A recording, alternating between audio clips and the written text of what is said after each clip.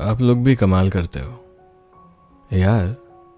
पता नहीं कैसे 2-3 रिलेशनशिप्स एक साथ चला लेते हो। मुझसे तो ये मेरा पहला ही नहीं चल रहा है। बैठ गई है मुझसे लड़कर, मायूस होकर। कहती है अब मैं उससे उतना प्यार नहीं करता।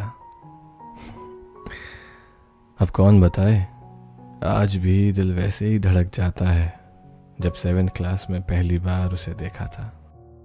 नजरें मिल गई थी हमारी। मेरी डेस्क के बगल खड़ी थी, मॉनिटर थी ना। मैम ने कहा था कॉपीज बांटने को। अच्छे से प्रेस्ड थी उसकी यूनिफॉर्म। 2 चोटी ऐसे बनाकर आई थी जैसे पार्लर से आई हो, बिल्कुल नीट एंड क्लीन, बराबर बराबर। सब कुछ स्लो मोशन हो गया था। धीरे धीरे वो अपनी पलकें बंद खोल रही थी। मेरे इस तरह एकटक देखने को रोकने के लिए मुझे मेरी कॉपी दी। उसने बताया कि मैम ने कहा है कि मेरा 7th चैप्टर नहीं पूरा। मैं चाहूँ तो उसकी कॉपी ले सकता हूँ और लौटा सकता हूँ शाम को साइकिल से उसके घर। आंखों से नजर हटी तो देखा हाथ कॉपी देने के लिए आगे बढ़ा हुआ था। मैं चाहता तो कॉपी को दूसरे छोर से पकड़ सकता था, मगर बहाने से मैंने वहीं से पकड़ी जिससे कि मैं उसके हाथों को छू सकूं। शाम को मम्मी ने कहा था कि जाकर कुछ सामान ले आ साइकिल से। घर वापस आया तो डांट बहुत पड़ी थी, क्योंकि सारा वक्त तो कॉपी देने के बाद उसके घर के चक्कर लगाने में लगा दिया था। कॉपी लौटाने के बाद इतना करना तो बनता था ना।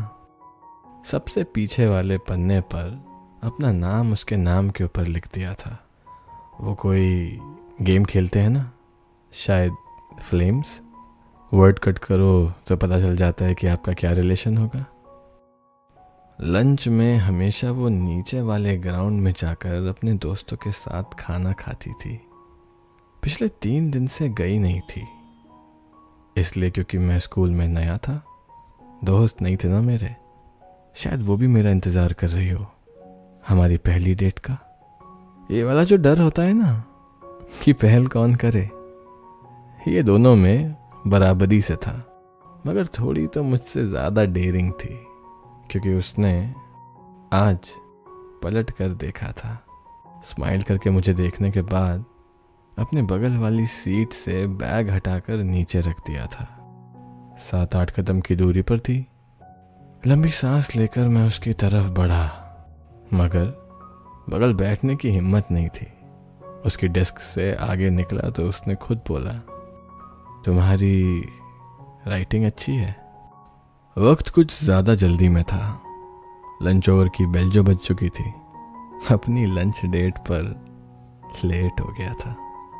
अपनी सीट की तरफ वापस आने को निकला तो झट से उसने मेरे हाथों में एक पेपर पकड़ा दिया था।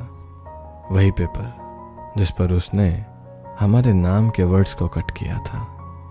एसएसटी के पीरियड में पता चला कि हमारी कंपैटिबिलिटी लवर्स की थी। 3 दिन की छुट्टी के बाद स्कूल पहुंचा था।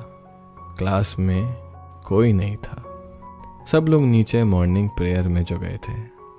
अपनी डेस्क पर पहुंचने से पहले ये पता किया कि उसका बैग है या नहीं। मायूस हुआ देखकर, क्योंकि था नहीं। चुपचाप जहां वो बैठती थी उसके पीछे ही हेड डाउन करके लेट गया। बंद आंख बेल से खुली।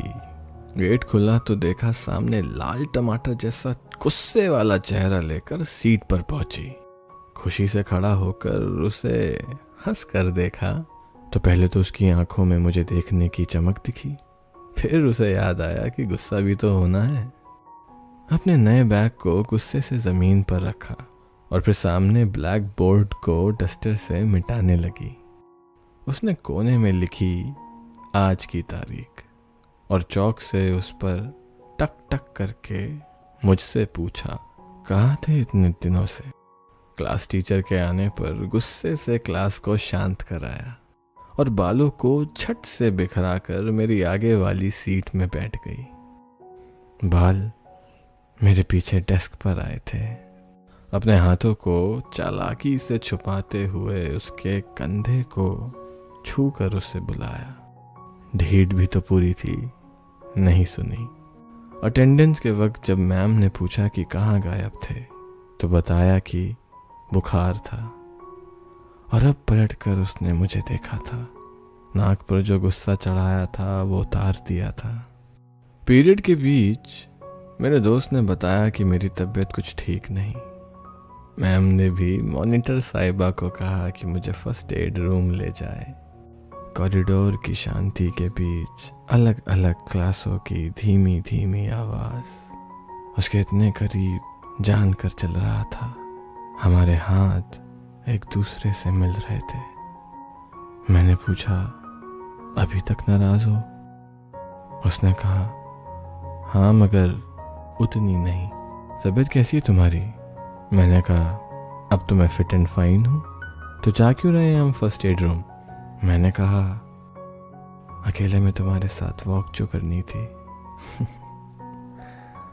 आज रूठ कर बैठी है मुझसे। कौन बताए कि उससे मैं कितना प्यार करता हूँ।